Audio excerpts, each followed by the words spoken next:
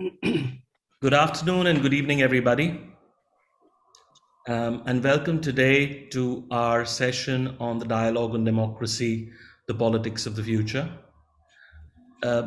We are living in very interesting times where the importance of social media has now become very important for digital democracy. In one way, digital democracy has made governance more accountable. Social media has made governance more transparent, more inclusive. In another way, we've started living in a world of fake news where wars are now being fought online and technology and information is being weaponized by both or multiple parties to further their own agenda. In this timely manner, today is the 14th of April. It's a festive season in almost all religions that are present in India as well as worldwide. It's the Jewish festival of Pesach is shortly to be celebrated. We're in the month of Ramadan, which is very auspicious for the Muslims. We celebrate New Year in Tamil Nadu, in Sri Lanka, and several South Indian states. We're in the middle of Navratri and Ram Navami. So we're also today celebrating the birth anniversary of one of the chief architects of India's constitution, Dr. Babasaheb Ambedkar. And as he very importantly said, a constitution is as strong as those who implement it. Today, we have a panel of policymakers, thinkers, and diplomats who will discuss what is the politics of the future in this era of social media and the internet. Starting off, I'd like to thank our co-hosts, ICCR and the Fondazione Luigi Einaudi. I'd like to thank our media partners, Chitti Media, who've put in a lot of effort to make this session possible. I'd like to introduce Mr. S. Narendran, a senior and a very eminent public policy expert from India, to introduce today's session. Mr. Narendran. Thank you very much, Vas, and I thank all the participants and the audience for taking time off to be present here for this very important aspect impacting human endeavor, the democracy of the future. So I think like Vas introduced himself and said what the social media and the digital revolution which takes place. We have our IT minister from India as co-panelist, but India has crossed 500 million active social media users who spend 2.5 hours a day going about their lives, talking to friends and going about their transactions and working, etc. So worldwide, the total population of active social media users has crossed 1.5 billion. It is growing by the hour, and we are seeing unprecedented times which centuries have not seen, where the people's voice and what their needs, wants, desires, expectations are available online and real time. So hence the fundamental question of what is the future of democracy. The issues of people's representative process of policy making, what we have witnessed for centuries, in some sense is under siege. With available such large voices of people available in real time, can we do something transformationally better for the future of democracy? That's the fundamental questions. Another important aspect is the social media platforms are also monopolistic and for profit, which means they could be subject to bias, prejudices, and they can have sponsors. So policymakers from across left, right, center are all equally concerned about the power those platforms and those technology platforms have today. So how do we marry this? We have seen several experiments, especially in Europe to a very large extent, of legislating and trying to legislate and come social media under policy control. But I think that's just an experiment, but that's not the solution. So, but more importantly than the platforms, the availability of people's real-time voice across billions of peoples all across the world, that technology is going to transform the democracy of the future. The other aspect which I expect many of you policymakers to talk about is also centuries of democracy. What has it taught us? What are the fundamental essence of the learnings of centuries of democracy? And democracy is also revolved across various countries all across. So what does it mean? Hence, what is the democracy of the future? In India, there was another survey, I'm sure it is true with many other countries. 12 to 15% of the population of social media users have anything to do with politics. A large majority of them, 85 to probably 90%, have got very little to do with politics. They go about their lives, they want to educate themselves, they're raising families, they're entertaining themselves, learning themselves, doing their work and going about it. So, so when you look at the large population of people, and if we have a method of assimilating by a magic wand to understand what their vision or aspiration of a nation and their vision for India, I'm just using India, it's true to every country across the world. If we understand people's voices as to what is their vision of their country, the policy making will look completely very different. It's in some sense flipping the side completely the opposite way. So these are all challenges today, and we are here together. This is a very small initiative to think about the future of democracy, learn from our centuries of evolution of democracy, and come to terms with this metamorphic disruption using the social media, and hence what is the future. These are two essential aspects. And the last point is also to see, can we look at policy making, flip the side? Can we look at what people want the vision of their country to be, rather than people's representatives going to them and say, this is what I wish to deliver for you. Today, it is possible in real-time basis. So that is the whole essence of this meeting. We are going to do a series of discussions from various policymakers, public intellectuals from across the world, and have multiple dialogues. And eventually, we believe that the seeds we sow in today will contribute in a major way in how the democracy looks when our children and grandchildren will look at it. So I just remembered there is a very famous Indian philosopher called Swami Vivekananda. There's a story in which he said he was walking down the beach sometime and he saw hundreds of turtles trapped on the soil while the water was receding during low tide. So this wise man was thinking about how to solve this problem where millions of turtles' lives could be saved. And then he suddenly saw an old man walking past. He was picking up a turtle one at a time, running to the water and throwing it back. So this wise man stopped him and asked him, what difference are you going to make? Because there are millions of them. This old person never stopped. He kept doing this, and as every turtle he picked up, he said, I've made a difference to this guy. I made a difference to this guy. I've made a difference to this guy.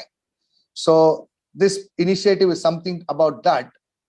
We just picked up these issues amongst innumerable problems of human endeavor, and we want to see how we can try and solve this. So I thank all of you for taking time off, and I hope we have a great session, and look forward to taking this many, many miles forward. I thank you very much.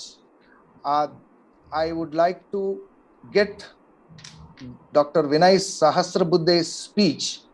He had to go urgently. He's right now on a flight. So he has recorded his speech this morning itself. So Dr. Vinay Sahasrabuddhe is the chairman of Indian Center for Cultural Relations and the Ministry of External Affairs, Government of India. He's a great thought leader.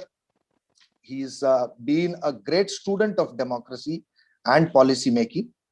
And ICCR is also a host for this program. So I request admin to please play Dr. Vinay Sahasrabudhe's speech. Thank you very much.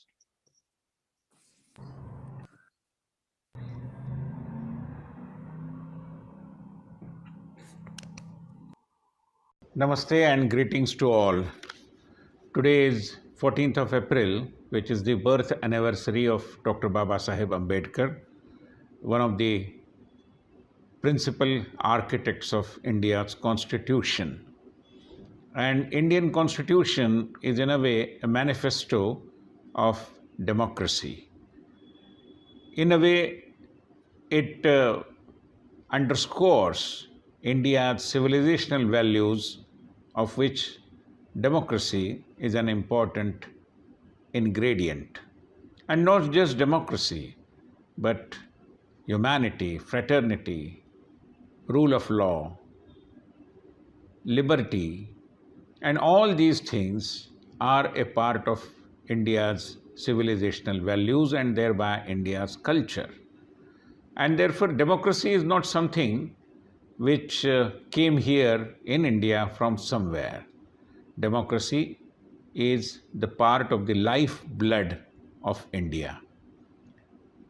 India and democracy, in a way, are synonymous.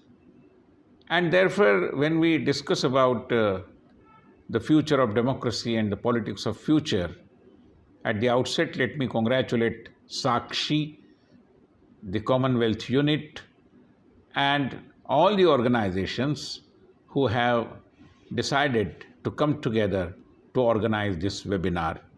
Congratulations. Insofar as my approach and my assessment of this particular theme, which is the future of democracy and the politics of the future, is concerned, I believe that the Abraham Lincoln's description of government and description, or rather definition of democracy, which is the government of the people, for the people, and by the people, holds relevance today, but I would like to underscore the middle part of it, which is for the people. Meaning that democracy eventually will have to deliver and ensure that democracy makes a difference. Ensure that people feel like democracy is making a difference. If people do not feel that democracy has brought in some positive changes in their lives, have in a way brought in some ease in their otherwise very struggling and tiring kind of life, I believe democracy and the popular commitment to democracy unfortunately will get diluted. People are happy about democracy because they get a voice. But beyond that, if they don't realize and if it doesn't become a part of their experience that democracy brings in some ease of life into their day-to-day living, their confidence in the idea of democracy, I am afraid, will evaporate. And therefore, the challenge before democracy is to ensure that democracy delivers effectively, brings in an element of ease of life, and thereby becomes a vehicle for transformation of the people at large. I understand that many researchers in democracy have reflected on this particular challenge quite elaborately. And one researcher particularly, Dr. P.P. Norris of the Kennedy School of Government, has come out with a new theory which she labeled as unified theory, wherein she proposes that mere liberal democracy is not enough. Liberal democracy is important, and people in a democratic country will have to ensure that the democracy becomes a part of their liberal worldview. But beyond that, all these elements of liberal democracy will have to be complemented by what Pippa Norris describes as state efficiency. And therefore, a strong state, an effective state, a result oriented administration is something which is the need of the hour. To that end, politicians will have to sharpen their skills because they will have to realize that being popular, they are elected, and popularity is their passport to any electoral position. But although popularity is important in any democracy because popularity gives you the mandate, popularity alone is not enough. People who are dear to the electorate will also have to ensure that they become effective administrators. If they fail in that, the very confidence of the people in the idea of democracy, I am afraid, will get shattered. And therefore, the future of democracy hinges upon how effectively we convert popular democracy into an effective democracy. I believe this is the challenge, and in a way, this is the message for all those who think about politics of the future. Thank you so much for that message to Dr. Sahasrabudhe. And thank you so much, Narendraji, for your kind words. Let me introduce our keynote speaker today. Dr. Dore, Ambassador Dr. Dore Gold is the president of the Jerusalem Center for Public Affairs, which is one of Israel's primary think tanks. Ambassador Gold has also been the Director General of the Israeli Ministry for Foreign Affairs, as well as a career diplomat who has represented Israel in several key postings. He's also advised the Prime Minister during his tenure in government. Ambassador Gold. Thank you. I think the timing of this conference couldn't be better because we are at a very difficult time in contemporary history. Democracy can never be taken for granted. And today, democracy is under assault. I think if we had spoken to the people who are following this conference a year ago, no one would have imagined a war occurring in Europe on the scale of what we're seeing in the Ukraine. And the war in the Ukraine tells us that countries that are seeking to build democratic foundations are going to find themselves at certain times,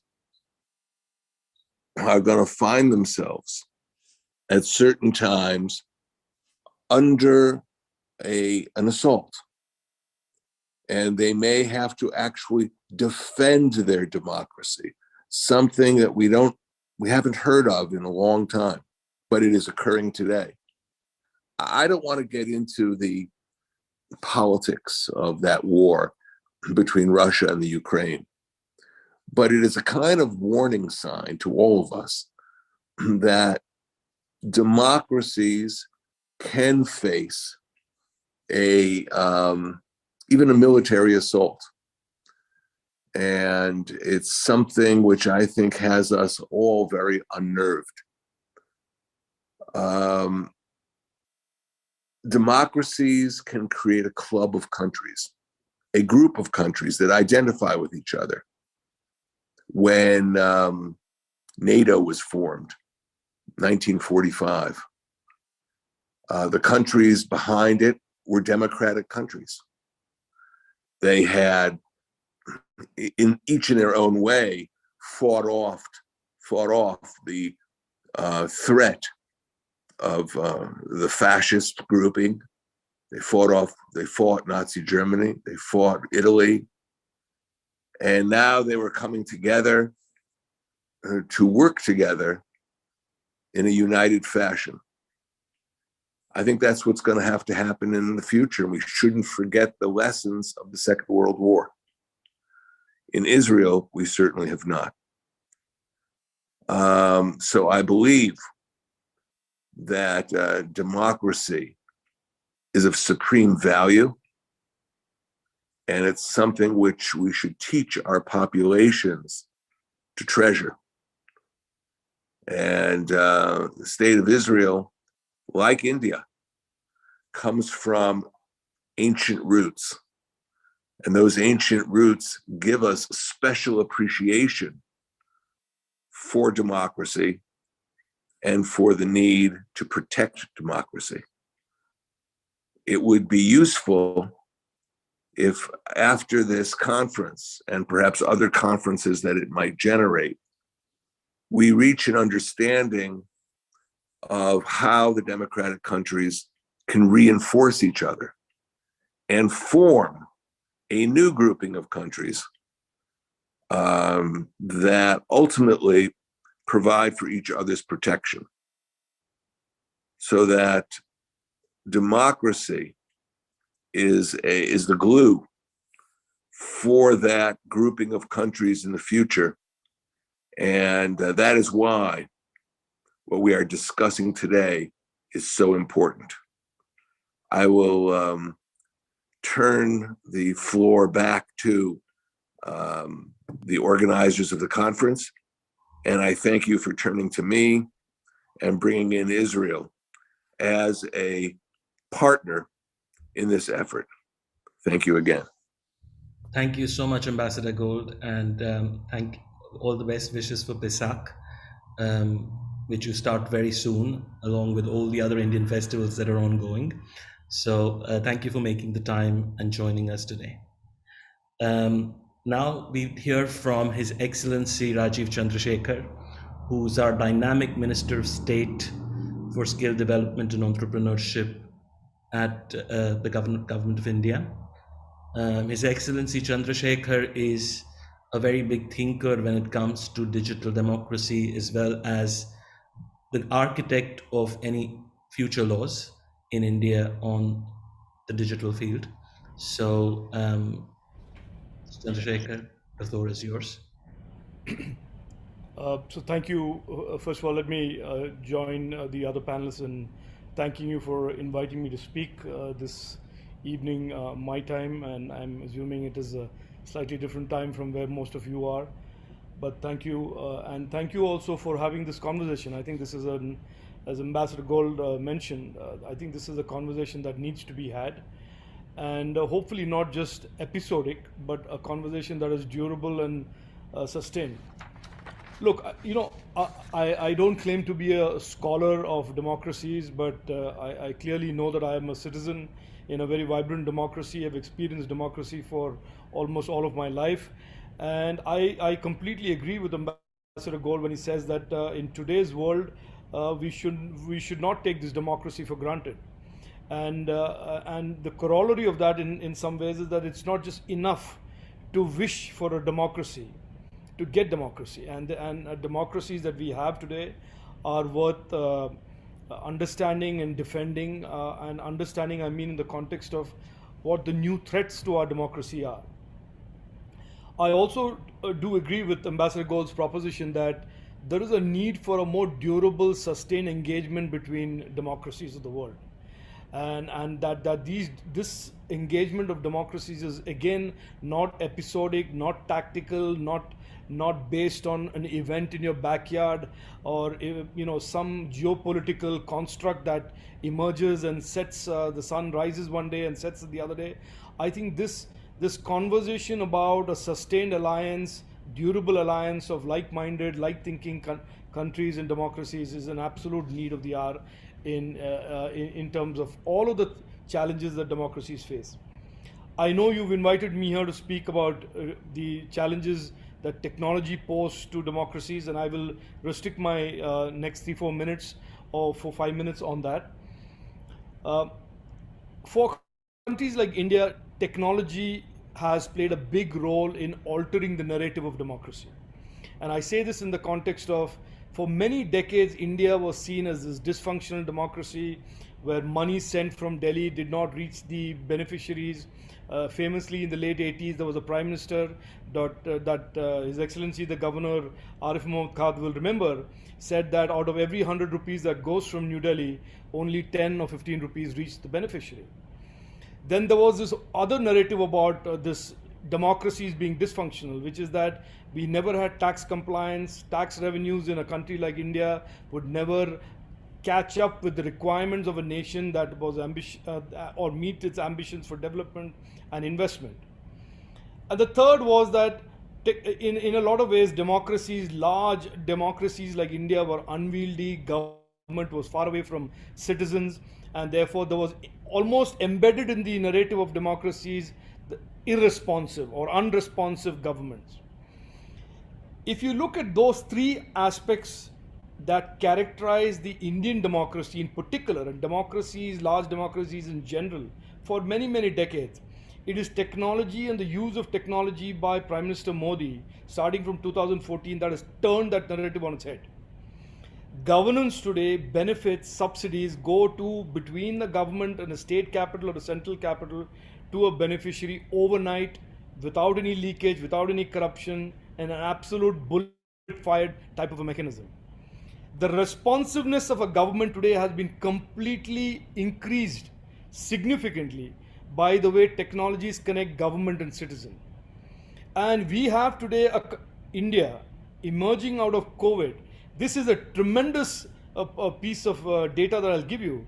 A country that had a target of $300 billion of tax collection is today out there talking about a 25% excess, overperformance on tax revenues at 375 billion. Again, helped by technology. So I want to make the one point that technology is a great enabler for democracies. I wanted to just make that point with 3 examples. But it is clear, with the way that the internet has been now broken up or reorganized from the utopia that we believed it was into this big splinter net dominated by these big tech platforms, that there is a new challenge for democracies. The challenges come from the monopolies and the power of these big tech platforms, the user harm that is being coming as a consequence of that, biases, and artificial intelligence-led kind of corporate biases that are driving the narrative in one direction or the other direction online, and fake news and the openness of these platforms. So I just want to lay this out for you that as much as technology is benefiting democracies, there is a need for countries around the world, especially democracies around the world, to start thinking about these downside risks that these platforms represent. There is a research study that came out recently that was quoted by Milken Institute that says fake news travels, the velocity of fake news is 6 to 7 times faster than the truth. Now, if you have a platform and you have these multiple platforms that almost dominate the internet and lend themselves very willingly or unwittingly to be weaponized against particular classes of people, communities, or countries, then we are talking about really a reason for us all to be deeply concerned about how our democracies can deal with this type of challenge. And I have a limited amount of time. I realize that. I'll just end by saying the following. Technology is good. I have lived all my life working on technology. There is tremendous amount of good that can come out of technology. But for those who want to protect our precious democracies, we need to look at the flip side of technology very, very carefully, create a global partnership and almost like a global regulatory agreement that says that while the good of the technology must be exploited for all our citizens, the bad of the technology, the risks of the technology, especially these emerging technologies like AI and many other things, need to be carefully regulated, carefully understood, and not as some binary between regulation and free speech, but really about addressing the strength and strengthening our democracy and the reach of democracy to every citizen. I will end there. This is a topic that is worth speaking about for hours and hours, and I hope the organizers will consider having many such follow-up discussions. Thank you again for the opportunity, and thank you for inviting me. Thank you, Your Excellency. That was His Excellency Rajiv Chandrasekhar, Minister of State for Skill Development, who raised a very valid point of the weaponization of internet against democracies in general, which needs to be weighed very carefully with the advantages of technology, especially in a democracy like India, which by 2030 will have 1/3 of its citizens between 15 and 35 years of age, and therefore living most of their time in the virtual world. A quick slight change in the order of speakers so that we can get a British perspective. His Excellency, the Honorable Nirj Deva, is a politician, a thinker, a former member of the European Parliament. We'd definitely like your point of view on what His Excellency just said. You're still mute, sir. Thank you, Chairman. I'm very conscious that Lord Marlon has to leave early. Is that all right, Jonathan, if I speak now? Right. I'm very grateful for the organizers for bringing all us together.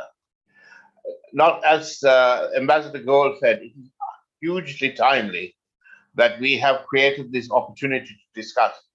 I hope one of many in a series of discussions about democracy. And we are talking about democracy at a critical time in human history. Democracy is not something that is a given. It is a price that is achieved by a whole series of values that underpin it.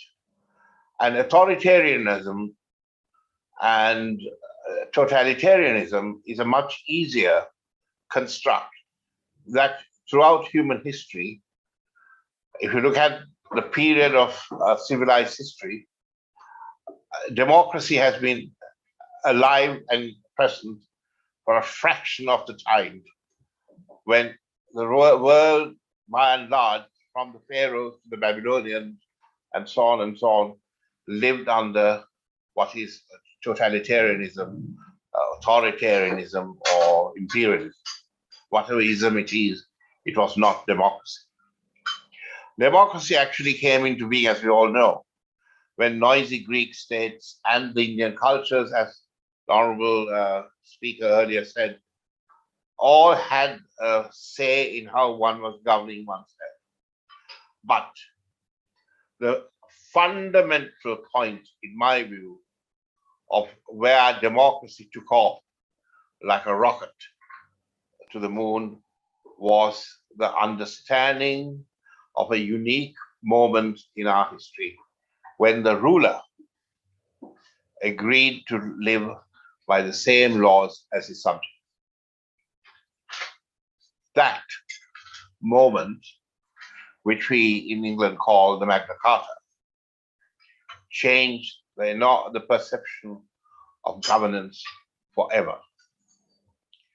It might be amusing for you to know that in Europe, that idea has still not taken root. The lawmakers are immune from the laws that they make. And for 20 years, I was immune from the laws that I made in the European Parliament.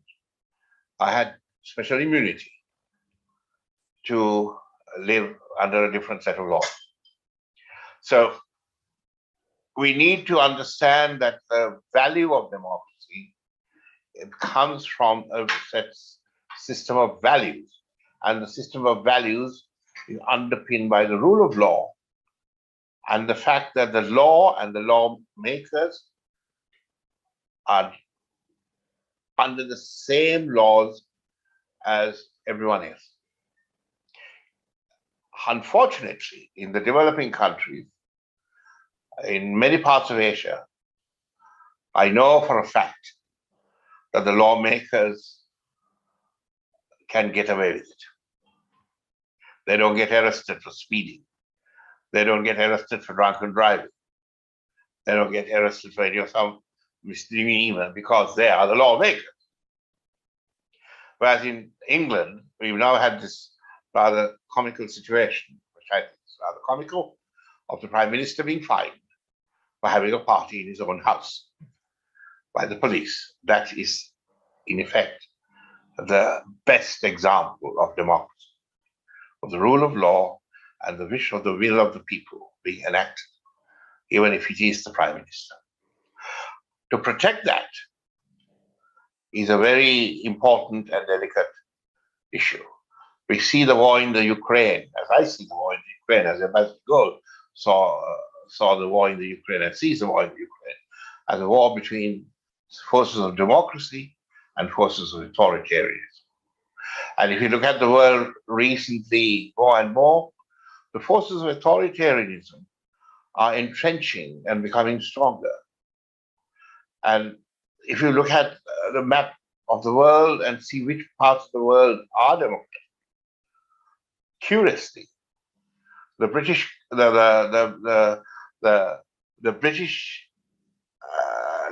left of the Commonwealth, if I say that, the Commonwealth has retained its democratic roots. I'm so proud that we are talking about this in the world's largest democracy. And for years, I've been encouraging my Indian friends to promote democracy around the world, because that is one of the most extraordinary powers you have.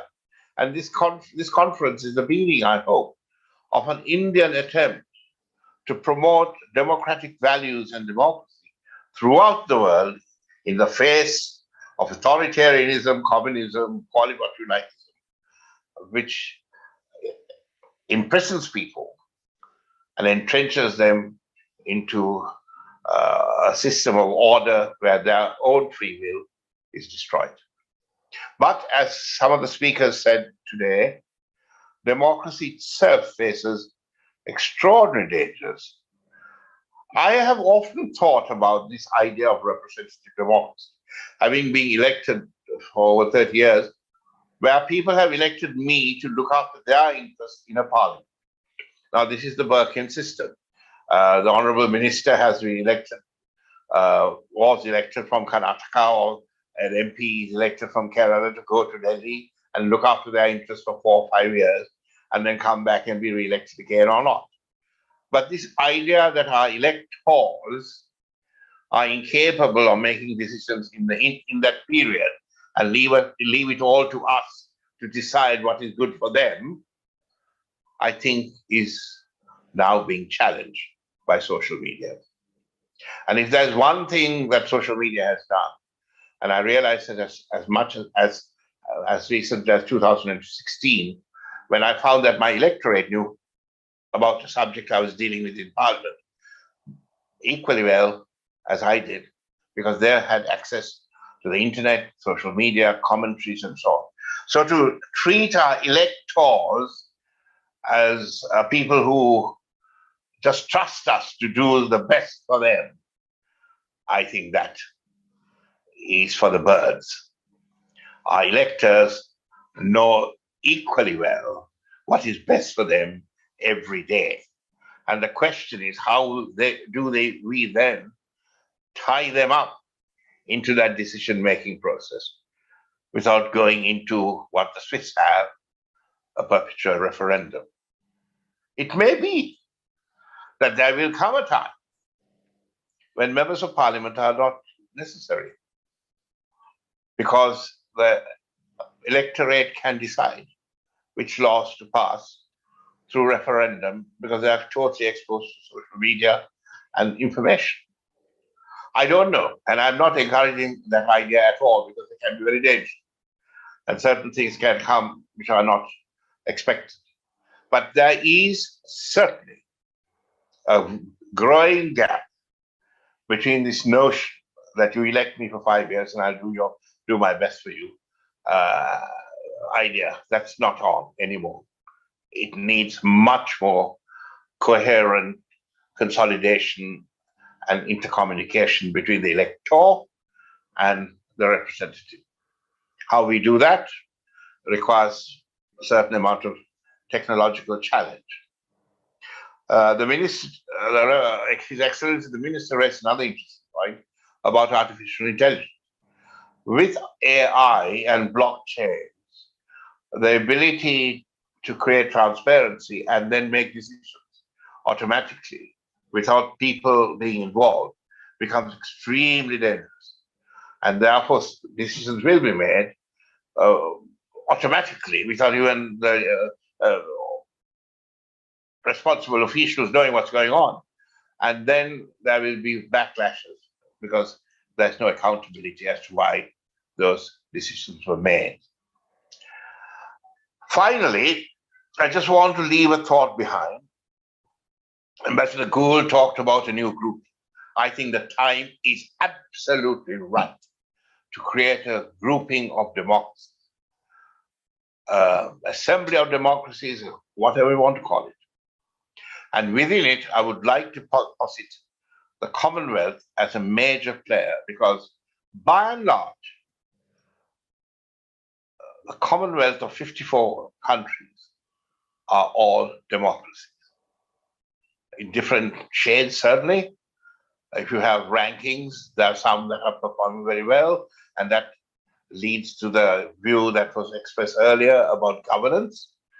Governance matters a great deal in democracy. But within the 54 countries of the Commonwealth, democracy does function at different levels of degrees, and that needs to be strengthened. And I now plead with my Indian friends, lead the Commonwealth. It is 2.4 billion people. It makes the Belt and Road look like a cattle truck. 2.4 billion people speaking governance systems with the same laws, communicating in the same language.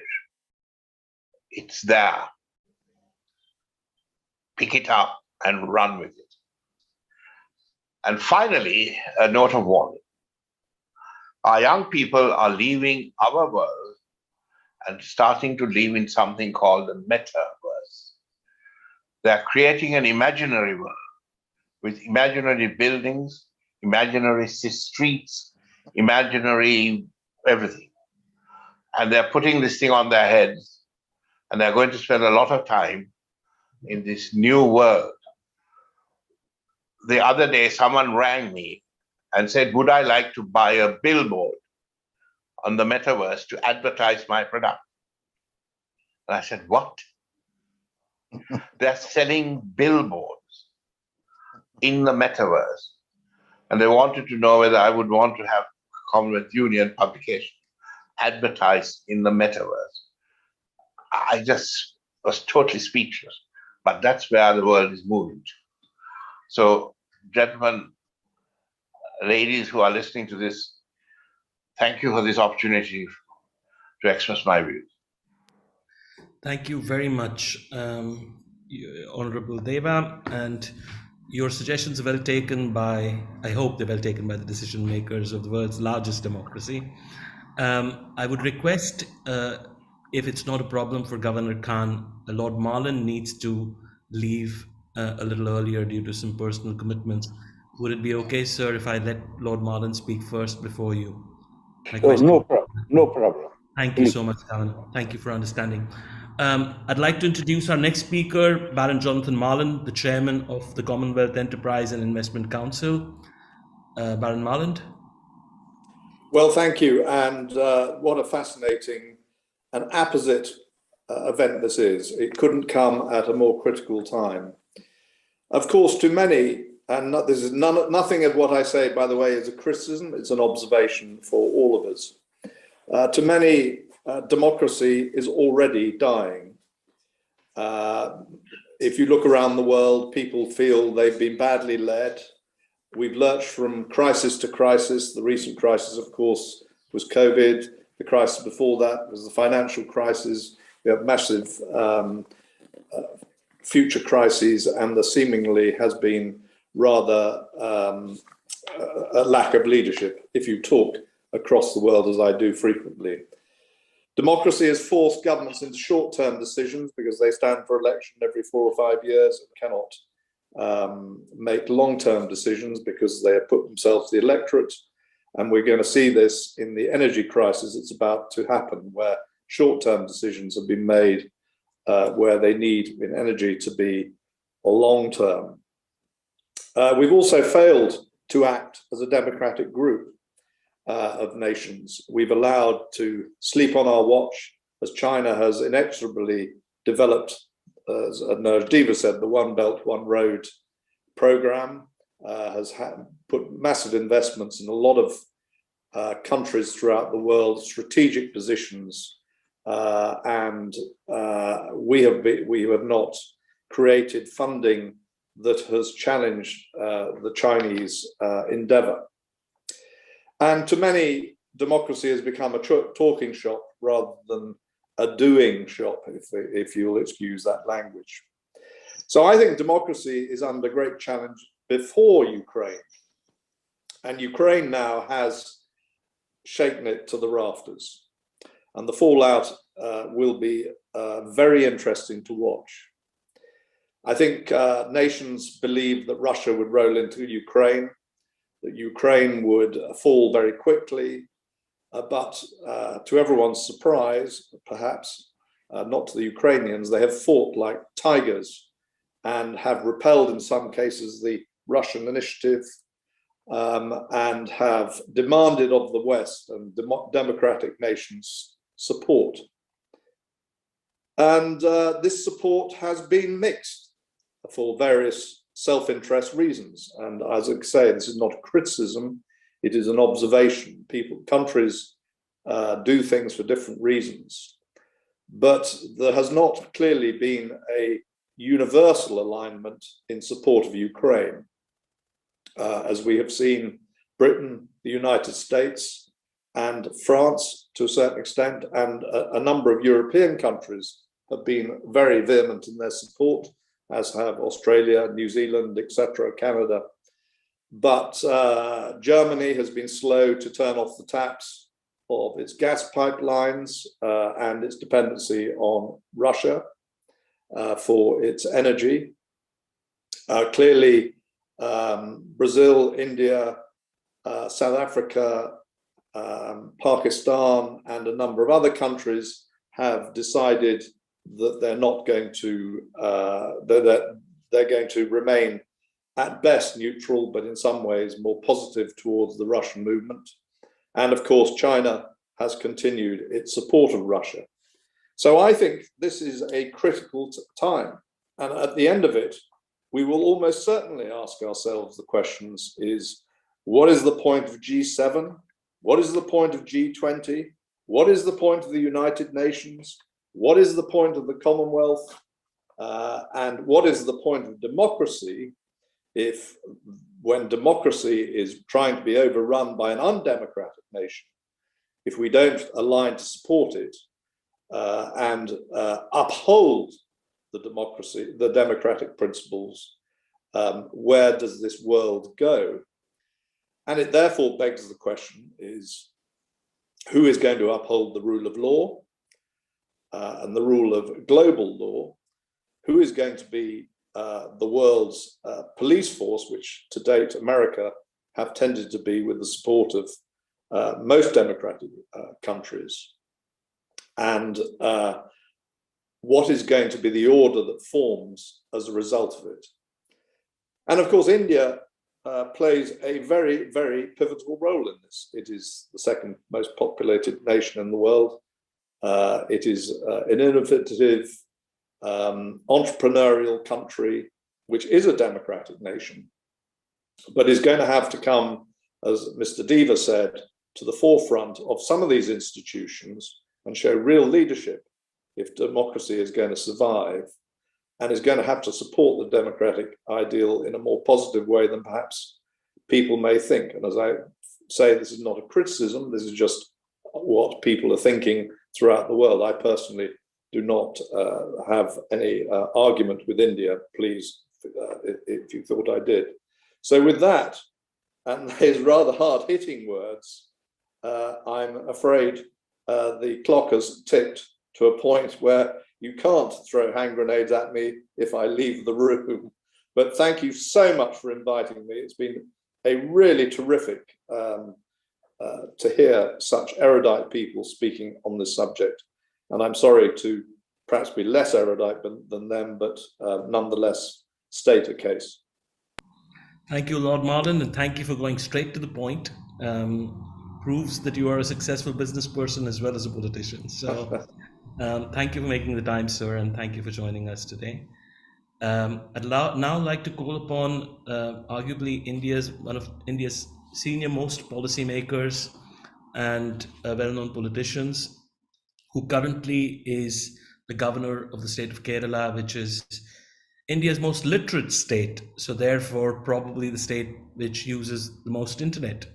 So his job, he has an unenviable job of being the man at the top. So without much ado, His Excellency Arif Muhammad Khan, the governor of Kerala. Thank you, sir.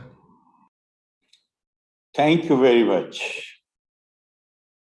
It's a pleasure to be part of this conference and listen to such erudite people. The subject which has been given for this event, I do not claim any expertise on that subject. Therefore, the safe bet for me is to associate with whatever has been said by my colleague, Shri Rajiv Chandrasekhar, who is minister, who is not only minister in the central government, but he can be considered as an expert of the subject. Therefore, instead of dwelling on the technicalities, I will come to the point where concern is being expressed by many people about the future of democracy, taking into consideration the disruptive forces which have been released or which have come, which are posing danger to the functioning of the democracy. This technology, the technology we are not just talking about the technology which came into existence few decades back. We are talking about the technology which is in the offing. I was listening to a very prominent scientist, one of his recent speech, where he has said that next 5 years are going to be extremely crucial, and the life after 5 years or 10 years, it will become so different from the life which we are living today. And we have, if we look at the history, then we see that anything new, any innovation, anything new which comes as a result of new research is striving, that always creates jitters, because it forces people to move out of the comfortable zone of their habits. And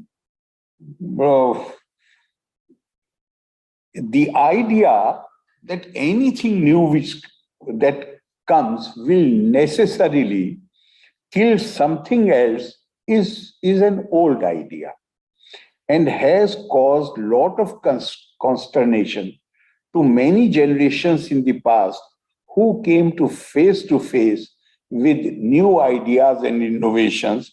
And here what I find, several examples can be given, but what I find of utmost importance and very interesting is is the Hugo's Hunchback of Notre Dame, Frollo, comparing a book with his old cathedral, says, Sesi Tiura Sela, which means the book will kill the cathedral and the alphabet will kill the image. According to Plato, Thute or Hermes, who is acknowledged to be the inventor of the syllables, when he put everything into order and with great sense of pride, he presented his product to Pharaoh, claiming that this new technique which has been developed by him will allow human beings to remember what they would otherwise forget. Thute was very happy, but Pharaoh was not pleased. Pharaoh said, "My skillful Thute, memory is a great gift that ought to be kept alive by training it continuously. With your invention, people will not be obliged any longer to train memory. They will remember things not because of an internal effort, but by mere virtue of an external device." I have given this example only to show that now that we are face to face with the new instruments and devices based on artificial intelligence, many of us are feeling uncomfortable. Many of us are seeing a threat there. My point is that you give any instrument in the hand of man, any instrument, it can be a blessing, it can be used for the, what in India we say, lok sangra, for the general good, and the same instrument can be used for destructive purposes. Therefore, I feel that there is no need to be fearful, to be scared of the new technology. What we need to do is to create the mindset, to create the minds which will use it for beneficial and productive purposes. And this is no ordinary task. Possibly, the invention of artificial intelligence is not as difficult as to train minds and create awareness how to treat fellow human beings.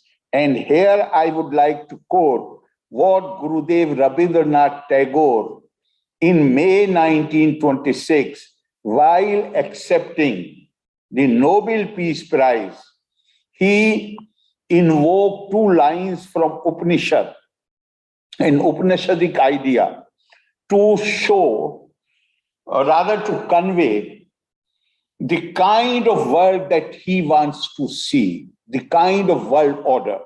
And he said, Yastu sarvani bhutani atmanye vanu pashyati sarva bhuteshu chatmanam tato na viju guptase. He says, one who perceives all beings in his own self and own self in all beings, one who develops this thinking, one who develops this mindset, then for him no space, no room is left to harbor any feelings of aversion or even indifference. He can never step on the shoes or the feet of the other person. But this can come only when this mind is trained like this. And if mind is not trained on these lines, then what happens? Saksharo vipri tatve rakshaso bhavati dhurvam. If you are learned, you are educated, you are competent, but you lack basic values of compassion and empathy, when you refuse to put yourself in the shoes of the other person, then you develop intellectual arrogance. Then you are likely to do things which will affect others adversely. Since we have very little time, and I think one minute is left, therefore I would like to commend some of the previous speakers have spoken about Ukraine. And point has been made that India is behaving in a neutral manner. No, certainly not. We are not neutral. We want to be in a position when all other options have been exhausted and somebody is needed to build the bridge for peace, to bring the warring parties to on the same table. Let there be somebody in the world who can play that role. India is not neutral. India is only trying to maintain its position where it can actively work for peace, where we can promote peace. We want to be in that position because our old experience tells us, history tells us that people, when they have exhausted all other options, they start listening to reason.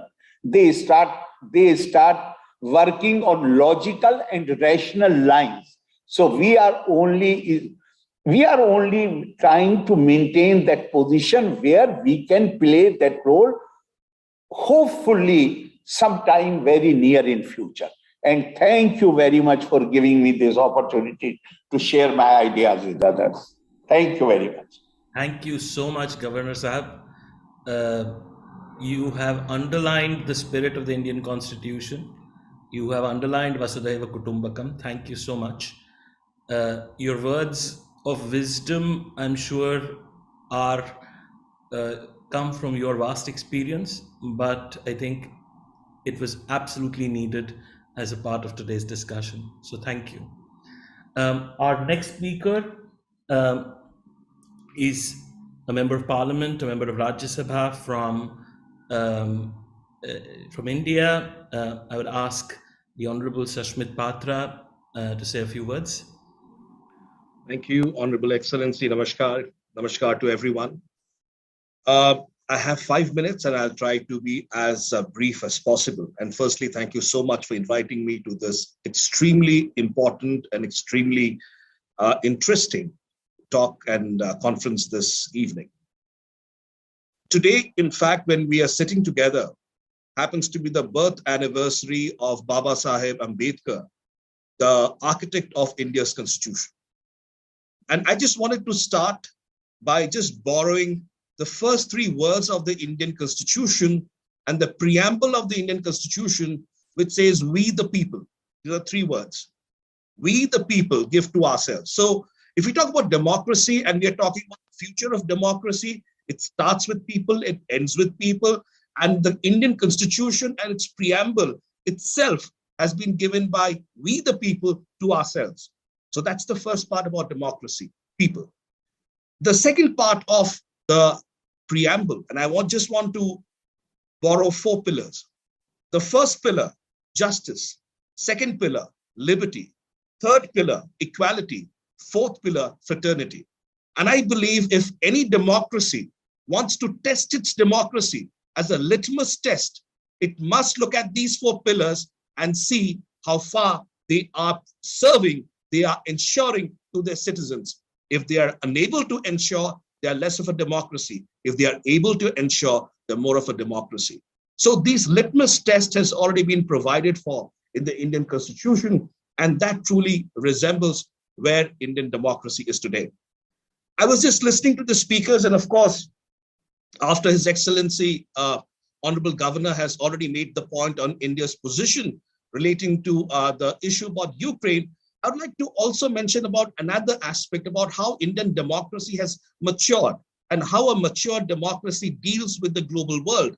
Recently, our foreign minister, our external affairs minister, Dr. Jaishankar, was asked during his briefing with Mr. Bilkin that, you are actually buying oil from Russia.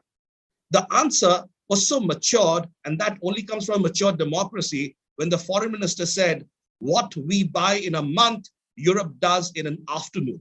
I think that truly resembles the reality of a mature democracy.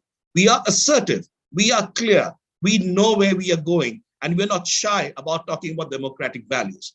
Unfortunately, the narratives that are being spun around are so lopsided today in the international world that the Indian democracy fabric is sometimes being questioned, which is hilarious in my view.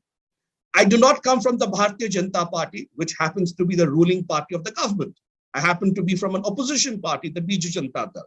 But when we sit in the parliament, and as the largest democracy of the world, when we debate and discuss, the idea of a democracy truly germinates when we all come to a consensus. We may have ideological differences. We may have conflicts in terms of our ideas, but then we all agree to disagree, but we also agree to work together to a consensus.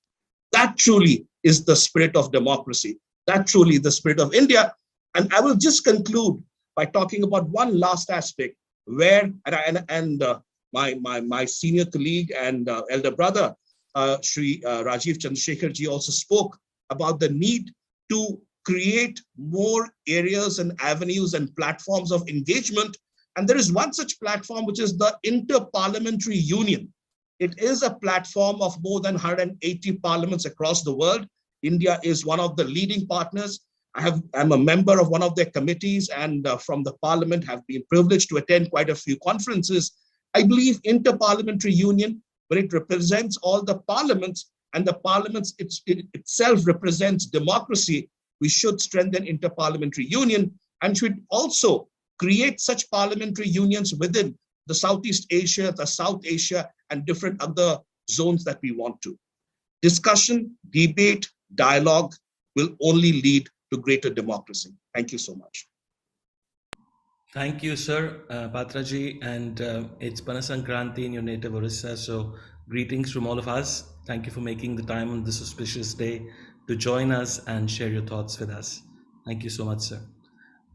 We'll next play a recorded message from Ambassador Giulio Terzi di Sant'Agatha, Italy's former Minister of Foreign Affairs, as well as a key Italian diplomat during an exceptional service with the Italian Foreign Ministry. Unfortunately, Ambassador Terzi couldn't join us, but he did record a message for us.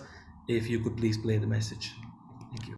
Excellencies, honorable guests and speakers to this important debate, I would like, first of all, to express my sincerest congratulations, also on behalf of the Luigi Einaudi Foundation, to the Indian Council of Cultural Relations, to the Jerusalem Center for Public Affairs, and to Sakshi Association for convening and organizing this discussion about the future of democracy and the policies we should foresee for our future.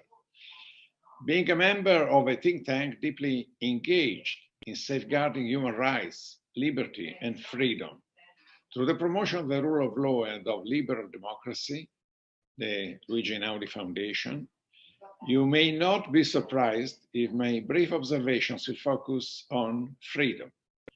Freedoms in our nations as much as in all the states which are members of the UN family worldwide. Freedoms that can only be implemented in strict adherence with universal human rights and an emerging universal human right to know. The quest for truth, since it is the truth which always triumphs, not falsehood. Satya meva yayate is the inner force of every human being, whatever his culture and whatever his religion or belief. It is a force which erupts in the most dramatic turns of history. 24th February 2022, this year, the beginning of this year, is a watershed in the entire post-World War II international relations. First and foremost, that date should be considered, in my view, as the most important reference in a discussion about the future of democracy. That is to say, a discussion about politics for the future. The tragedy and the genocidal crimes which have been developing after the Russian aggression against the Ukrainian people are two similar repressions and aggressions that have marked the experience of generation before our one. All along the imperialistic colonizations of the past, all along the tragedies of World War II and the tragedies which have happened during the Cold War. The USSR and the Warsaw Pact did collapse only when the peoples of Eastern Europe, the peoples of Russia, peoples of Central Asia, could finally become aware of the immense wall of falsehood, disinformation, censorship that was keeping in power those communist leaderships. They were keeping in power those leaderships by preventing any opening to freedom, to reliable and independent media, and to the recognition that the human right to know is the fundamental pillar for the rule of law. In the case of the Russian aggression against Ukraine, an aggression in the heart of Europe, which threatens the entire European Union and NATO countries, the deterrence needs to be made credible, not only through sanctions and assistance to Kiev, but also and especially through a huge effort in the fight against Russian and Chinese falsehood, disinformation, and censorship. If President Putin's and President Xi Jinping's advocates, influencers, friends, and proxies, active even in our free democracies, will continue to be allowed to disseminate gross falsehood, shameful propaganda, and disinformation, the entire democratic process in our country will be deeply affected. Russian and Chinese cyber information warfare, for example, has proven to be a powerful tool in the manipulation of Western public opinion during American and European elections over the last years. Public opinions are made deeply confused by disinformation and interference strategies carried out by antagonistic powers which deploy vast resources and very sophisticated technologies in order to destabilize our free democracies. How could our citizens continue to support governments elected through free and fair elections in their effort to respond to aggressions against the sovereign country in the heart of Europe? And how could the European citizens continue to respond effectively to these challenges if Russian and Chinese disinformation and propaganda are not properly countered and stopped immediately? On Friday, 7th of April, the European Parliament, the legislative body which freely expresses the political vision and positions of all the people of the European Union, has adopted, with 513 votes in favor and only 22 votes against, a very important resolution which intends to contribute substantially to the way ahead towards politics of the future aimed at the promotion of the rule of law and fundamental freedoms, especially against the background poisoned by falsehood and devious propaganda. Let me therefore conclude, Excellencies, dear friends, my short remarks with some quotes from that resolution.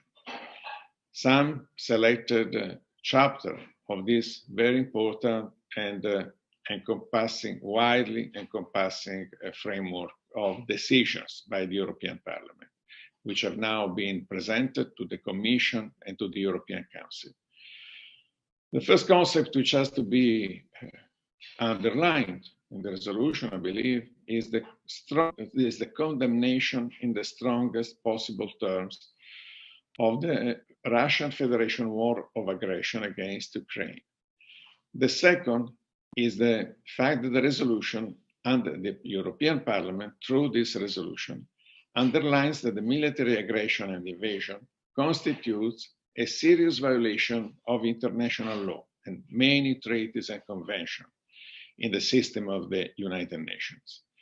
The third point is the expression of outrage and indignation of the reported atrocities against the population, the human rights, bombing of hospitals, cities, civilians, even civilians engaged in escaping the terrible theater of war and trying to get away, to their safety.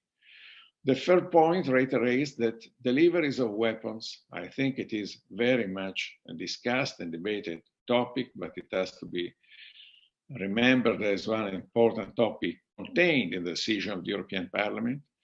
The European Parliament reiterates that deliveries of weapons must continue and be stepped up to allow Ukraine to effectively defend itself, according to the provisions of Article 51 of the UN Charter.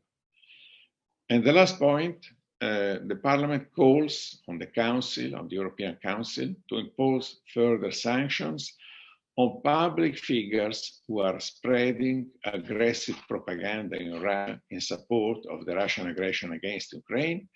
And through spreading propaganda, they are deeply engaged, these figures, these public figures in Russia, also to disinform, to put their censorship and disinformation in European countries and in other countries worldwide. Thank you very much for your attention, and have a successful meeting, a very positive deliberation for this important topic, which comes to the assessment and the promotion of truth and legality, rights, human rights in the world. Thank you. Thank you very much, Ambassador Terzi, and thank you all for patiently listening to a recorded message. Our next speaker needs no introduction.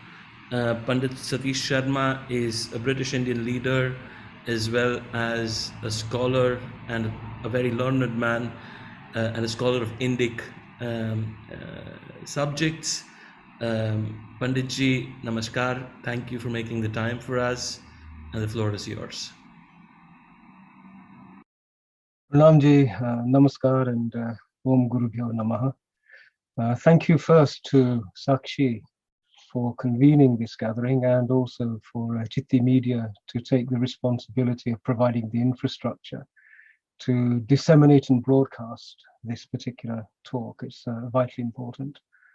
One of the terrible things about being sixth after some amazing speakers is that I've just been cancelling item by item as each of the wonderful points I'd hoped to bring to you were addressed. And so our watching audience will benefit from the fact that my delivery and contribution will be shorter than it otherwise would have been. But the other aspect is that it's left me with a few very pithy and possibly overly direct observations, which I would like to just contribute. So, as a dharmic spectator of everything that we've talked about, there are a few thoughts that sprang to mind. Firstly, we have a unique contribution to make. In our Rigved, there is an invocation, Asatoma Satgamaya, and it's probably the world's first warning to be wary of fakery in all spheres. You know, we have fake news, we have fake this, we have fake that, and the authors of the Rigved, they recognized the damage that fakery can do to human civilization. And the solution they recommended was that we try and see beyond Nam Rup, the name and form of things, to the Tattva. What is it that's the essence of what is being considered? And so one of the speakers earlier submitted that we have centuries of democracy to be able to look back on. And my first thought was, is that really true? is that satya to be able to say we have centuries of democracy? You know, there is a famous saying that the commonly proliferated account of history is merely a dominant culture's justification of its own actions. And the idea of democracy, it strikes me, is very easy to sell. And it gives one a mandate, an enviable mandate, occasionally not earned. But the substance of democracy is very, very difficult to deliver. And so I thought I'd first scrutinize the degree to which many apparent democracies have actually manifested the tattva of what it is to be a democracy. And that tattva is very easily apparent in times of great difficulty. You know, when the pressures, when the values that define what democracy is are subjected to stress testing and difficulty, that's when we really see whether a democracy is fake or whether it's real. You know, we have, in a dharmic point of view, we have the understanding that a human being by nature is a good creation. We are good beings. We are not prone to violent, terrible things. We are born as manifestations of divinity. So we are inherently good. And that's really what's at the heart of the Latin expression, vox populi, vox deus, the voice of the people, is divinity expressing itself. You know, these are foundational observations upon which a democracy rests. You know, a monarchy denies this principle. A theocracy denies this principle. And both of them seize the authority to dictate. And that authority is appropriated in the hands of a few. So whenever power and authority is appropriated in the hands of a few, that's always a red flag, isn't it?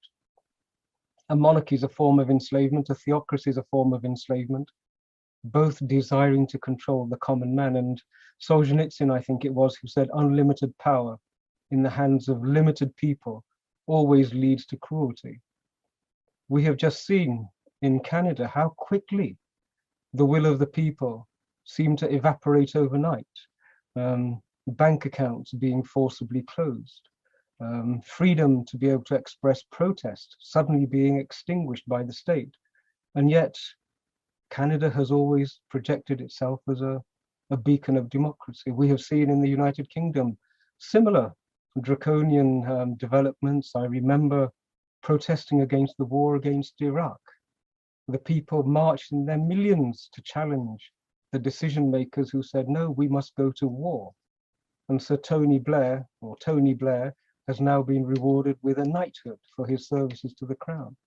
So these sorts of red flags, to my mind, say, well, maybe we haven't yet experienced centuries of democracy. Maybe we have experienced performative democracies as opposed to substantive democracies. And so that was a thought that I was going to share and perhaps encourage people to explore.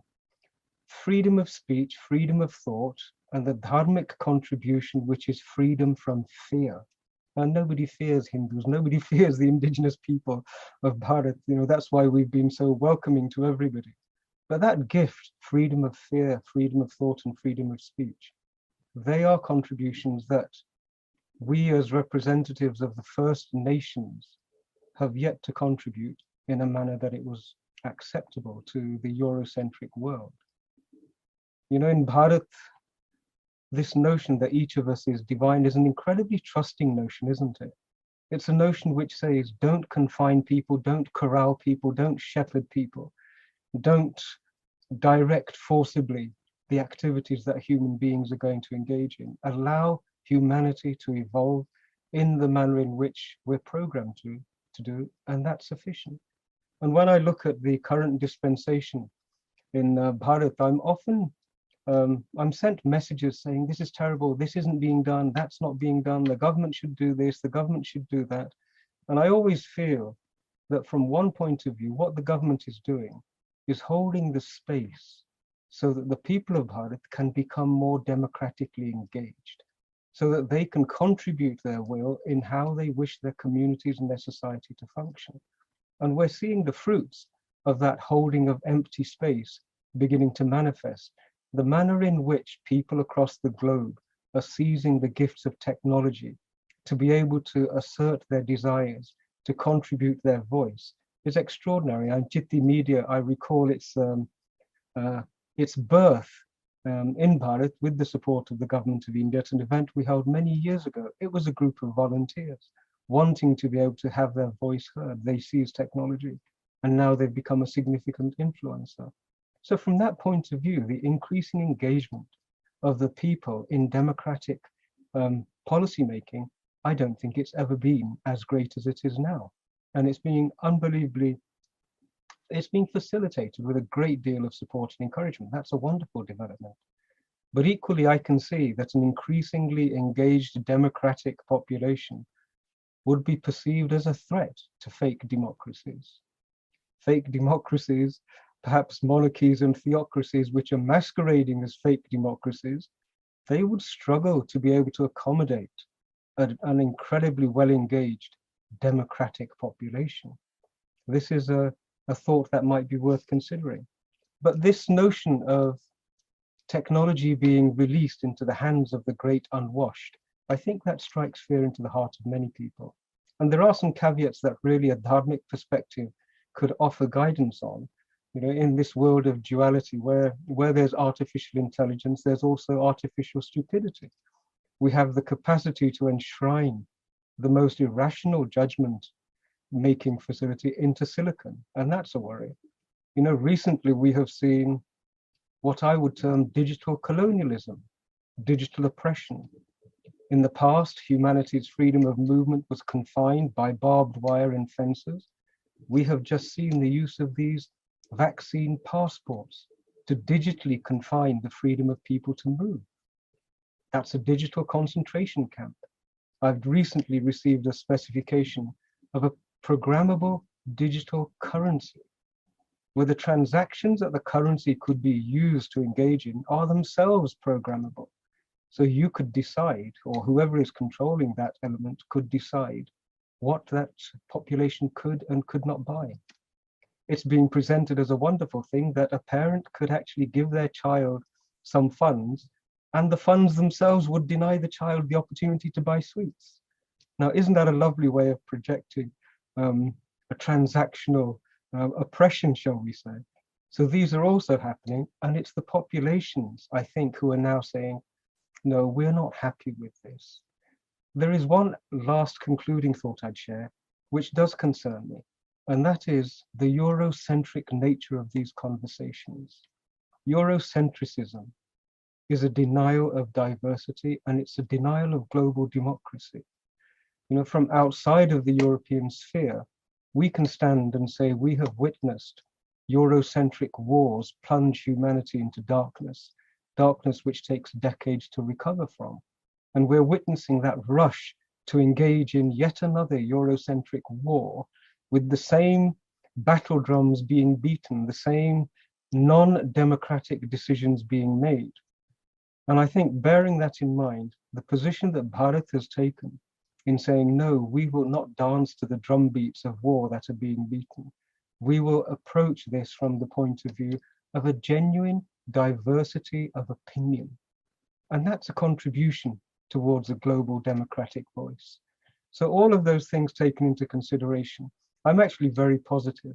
I think there is a responsibility on the Eurocentric power structures to acknowledge that they must embrace a global diversity of opinion, of motivation, of principles, before they can then receive the mantle of saying, yes, we are the champions and the protectors of the principles of democracy. Bharat has a great contribution to make in this. And from my point of view, the future is very bright, and I'll be cheeky enough to say the future is orange. So thank you very much to everybody. And Jai Shri Ram, I look forward to future engagement. Panditji, thank you so much, and thank you for invoking the Pavamana Bhyaroha, which you stole from me. So my thunder in concluding this has now been stolen, and I have to search for new words. But I sincerely hope now that you've invoked it, it brings peace for all. Our last but not the least speaker is one of our most experienced historians, Ravi Kumarji. And while history is the best teacher, I'd invite Ravi Kumarji, who is the voice of experience, to conclude today's work. Ravi Kumarji. Thank you, Vas. Namaste and greetings to one and all. 2000 years ago, India and Greece gave the world science, mathematics, medicine, astronomy, town planning, and democracy. We should accept that the world will always remain multilingual, multi-religious, and multi-ethnic. We need democracy to thrive under these circumstances, so we need a new philosophy. Now it is once again India, the spiritual land of the world, that may show the way for future.